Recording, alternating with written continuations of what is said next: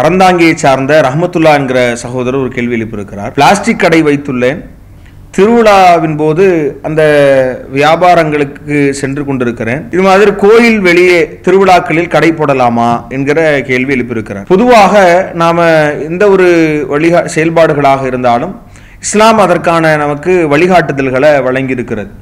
இப்போ நாம் ஒரு வியாபாரத்தில் ஹலாலான ஒரு வியாபாரத்தில் நாம் ஈடுபடுகிறோம் என்கிற போது அந்த வியாபாரத்தில் நாம் அதை எந்த இடத்தில் நாம் அதை செய்கிறோம் என்பதை மார்க்கம் நமக்கு என்ன வழிகாட்டுதலை வழங்கியிருக்கு அப்படின்றத பார்க்கிறோம் அப்படின்னு பார்த்தோம்னா, நாம் ஒரு வணக்க வழிபாடை நிறைவேற்ற வேண்டும் என்றால் அதில் அல்லாஹ்வின் தூதர் இடத்தை கவனிக்கிறாங்க. அதில் நபிகள் நாயகம் ஸல்லல்லாஹு அலைஹி வஸல்லம் அவங்க அபுதாபியில் இடம்பெறுகிற 3313வது செய்தியை பார்க்கிறோம். சாபித் பின் லஹாக் என்கிற நபித்தோழர் அறிவிக்கிறாங்க, ஒரு மனிதர் என்ன செய்யறாருன்னா, நதர ரஜுலுன் அலா அஹதி ரசூலுல்லாஹி ஸல்லல்லாஹு அலைஹி வஸல்லம், ரசூலுல்லாஹி ஸல்லல்லாஹு அலைஹி வஸல்லம் காலகட்டத்தில் ஒரு நேர்ச்சை செய்கிறார். என்ன நேர்ச்சை அப்படின்னா, புவானா என்கிற அந்த இடத்துல போய் ஒரு ஒட்டகத்தை அறுத்து பலியிடணும் என்கிற நேர்ச்சியை செய்கிறார். அது அல்லாஹ்வின் தூதர் இடத்துல கேட்கிறார். அப்போ அல்லாஹ்வின் தூதர் என்ன கேட்குறாங்கன்னா, ஹல் கான ஃபீஹா வசனுன் அவ்சானில் ஜாஹிலியா, அதில் அந்த அறியாமை காலத்தில் வணங்கப்படக்கூடிய அந்த சிலைகள் ஏதாவது இருக்கிறதா, அங்கு ஏதாவது அவங்க திருவிழாக்கள் நடத்தப்படுகிறதா என்கிற மாதிரியான கேள்விகளை எல்லாம் அல்லாஹ்வின் தூதர் கேட்டு அதெல்லாம் இல்லைன்னு கன்ஃபார்ம் ஆன பிறகு தான் அனுமதிக்கிறாங்க என்கிற செய்தியை நாம் பார்க்கிறோம். அப்போ ஒரு வணக்க வழிபாடு செய்வதற்கான இடத்தை அல்லாஹ்வின் தூதர் அது திருவிழா நடத்தப்பட இடமா அல்லது அது வேறு சிலை வழிபாடு நடக்கிற இடமா என்கிற விஷயத்தை வணக்கத்தை செய்வதற்கு நபி அவங்க சொல்லியிருக்கிறாங்க. ஆனா ஒரு வியாபாரம் செய்ய வேண்டிய இடத்தை அல்லாஹ்வுடைய தூதர் அது எப்படி இருக்கணும், அது இந்த மாதிரியான திருவிழாக்களோ அல்லது சிலை வழிபாடுகளோ நடக்கிற இடமாக இருக்க வேண்டும் என்று அல்லாஹ்வின் தூதர் உத்தரவிடலை. இதை எப்படி நாம பார்க்கிறோம் அப்படின்னு சொன்னா, அல்லாஹ்வுடைய தூதருடைய காலகட்டத்தில் மக்காவில் இருந்த உக்கால், மஜன்னா, துல்மஜாஸ் என்கிற மாதிரியான சந்தைகள், இந்த சந்தைகள் வெறும் சந்தைகளாக இல்லாமல் சிலை வழிபாடு உட்பட அனைத்து மார்க்க முரணான காரியங்களும் நடைபெறுகிற ஒரு இடமாக இருந்திருக்கிறது. இப்ப இந்த சந்தைகள்ல சஹாபாக்கள் வியாபாரம் புரிவதற்கு அல்லாஹ்வுடைய தூதர் ஸல்லல்லாஹு அலைஹி வஸல்லம் இந்த தடை விதிக்கல என்பதை நாம் பார்க்கிறோம்.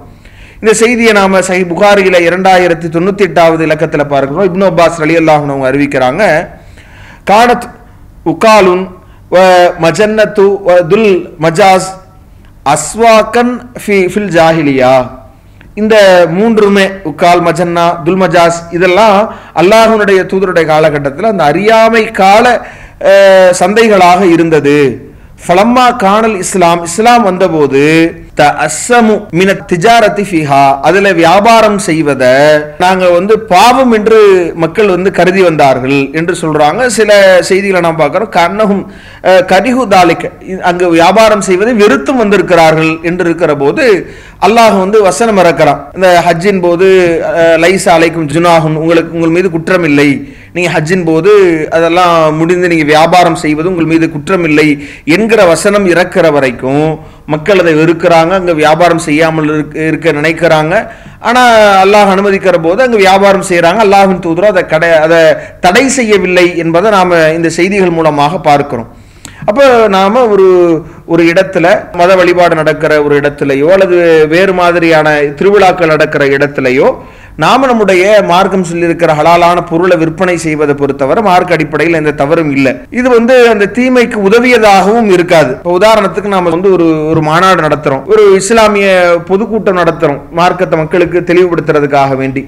இப்படியான ஒரு நிகழ்ச்சியில ஒருவர் கடை போடுகிறார் அப்படின்னா, இப்ப அவர் கடை போடுறாருன்றதுனால நாம அவர் நன்மைக்கு உதவி செஞ்சாருன்னா சொல்லுவோம்.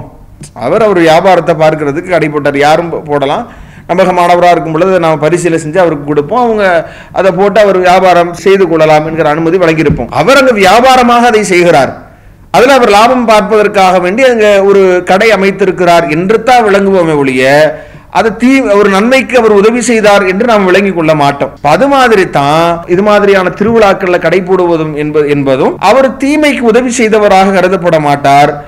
அவர் அங்க வியாபார நோக்கத்துல தான் அதை செய்கிறார் என்பதையும் நாம புரிந்து கொள்ள வேண்டும். இன்னும் சொல்ல போனா இது அவருக்கு ஒரு நெருடலாக இருக்குது, அது ஒரு உறுத்தலாக இருக்கிறது என்கிற போது அவராக பார்த்து இது வேணாம் நம்ம இது மாதிரியான இடங்களை தவிர்ப்போம் என்று அவர் விரும்பினா அது அவருடைய தனிப்பட்ட விருப்பம் என்கிற ஒரு அடிப்படையை நாம தகவலாக சொல்றோம். இதுல கவனிக்க வேண்டிய விஷயங்கள் என்ன அப்படின்னு சொன்னா, இந்த இஸ்லாமிய அடிப்படையில வியாபாரங்கள் இப்படி அமைந்திருக்க வேண்டும் என்கிற வழிகாட்டுதலை மார்க்கம் வழங்கியிருக்கிறது. அந்த விதத்திலையும் அது இருக்கணும். அப்போ நம்ம வியாபாரம் செய்கிற பொருளை பொறுத்தவரை நம்ம கோயில் வெளியே வியாபாரம் செய்வதனாலேயோ அல்லது திருவிழாக்களில் அதிகமானவர்கள் மாற்று மதத்தை சார்ந்தவர்கள் என்பதனாலேயோ அப்போ அவங்க பூஜைக்கு பயன்படுத்துகிற பொருட்களையோ அவங்க வேறு விதமாக பயன்படுத்துகிற வழிபாட்டிற்கு பயன்படுத்துகிற பொருட்களையோ இஸ்லாம் தடுத்திருக்கிற மாதிரியான சிலைகளையோ நாம அதை விற்பனை செய்து விடக்கூடாது. அதுலயும் கவனமாக இருக்கணும். நம்ம அங்க போடுறோம் அப்படின்னு சொல்லும் பொழுது அங்க மார்க்கம் தடுத்திருக்கிற ஒன்றை விற்பனை செய்யக்கூடிய இடங்களாக அதை நம்ம ஆக்கிடக்கூடாது. அதுலயும் கவனமாக இருக்கணும். இப்ப நாம வேற ஏதாவது ஒரு மார்க்கம் அனுமதிச்சிருக்கிற ஒன்றை விற்பனை செய்கிறோம் என்கிற போது அதுல தடை ஏதும் இல்லை. ஆனா அங்க உட்கார்ந்து கொண்டு நாம ஒரு சிலைகளையோ அல்லது அவங்க வழிபாட்டு மட்டும் பயன்படுற மாதிரியான பொருட்களையோ இப்படி விற்பனை செய்வதை மார்க்கம் தடை செய்கிறது என்பதை நாம் பார்க்கிறோம். அது அல்லாஹ்வுடைய தூதர் ஸல்லல்லாஹு அலைஹி வஸல்லம் அவங்க சொல்லும் பொழுது ஜாபிர் பின் அப்துல்லாஹ் ரலியல்லாஹு அன்ஹு அறிவிக்கிறாங்க. சஹீஹ் புகாரியில 2236வது இலக்கத்தில் பதிவு செய்யப்பட்டிருக்கிறது.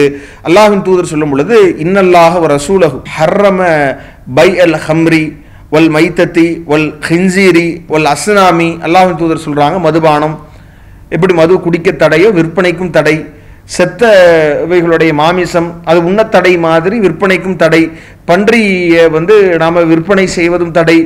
அதே மாதிரி அல்லாஹ்வின் தூதர் சொல்றாங்க வல் அஸ்னாமி, ஒரு சிலைகளை உருவ சிலைகளை நாம் விற்பது தடை, அதை வைத்திருப்பது தடையோ. அப்ப அல்லாஹ்வின் தூதர் உண்ண தடை விதிக்கப்பட்டிருக்க முழுவதுமாக தடை விதிக்கப்பட்டதை விற்க தடைன்றாங்க. எது நமக்கு குடிக்க தடை செய்யப்பட்டிருக்கிறதோ அந்த மதுபானத்தையும் விற்க தடைன்னு சொல்றாங்க. எந்த சிலைகளை நாம் வைத்துக் கொண்டிருப்பது தவறோ அதை விற்பனை செய்வதும் தடை என்று சொல்றாங்க.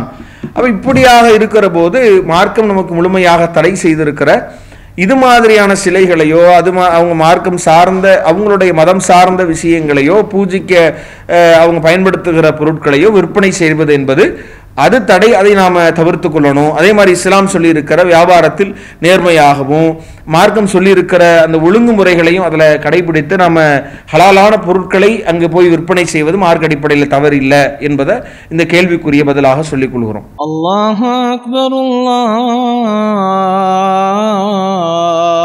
அக்பர்.